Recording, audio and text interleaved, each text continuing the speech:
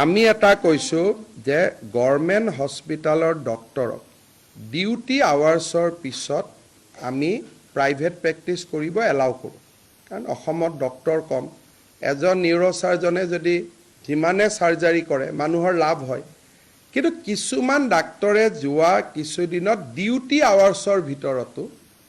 তেওঁলোকে medical college এৰি private হস্পিটালত যায়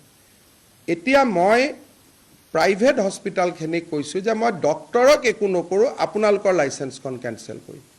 যদি আপোনালোকে গভৰ্ণমেণ্ট ডক্টৰক ডিউটি আৱাৰ্ছত ব্যৱহাৰ কৰে 2টা বজাৰ পিছত ব্যৱহাৰ কৰক মোৰ কোনো ক'বলগীয়া নাই কিন্তু ডিউটি আৱাৰ্ছৰ সময়ত ইমান মই বৰপেটাত গৈছিলোঁ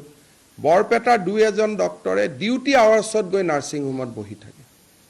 এইটো বেয়া কথা আৰু মই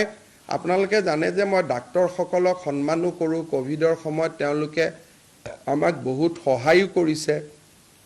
আৰু প্ৰাইভেট প্ৰেক্টিছত মোৰ কোনো আপত্তি নাই but after duty hours not during duty hours আৰু মই আজি ৰাতিপুৱা মেডিকেলত গৈছিলোঁ ডক্টৰসকলে কৈছে যে এইটো অৰ্ডাৰলৈ আমাৰ কোনো আপত্তি নাই আমি নাযাওঁৱেই 2-এজনে আমাৰ ফেটাৰনিটি গৈ পেলাই আমাক বদনাম কৰে আৰু সেইটো আমি তাৰ পৰা আঁতৰি থাকিব খোজো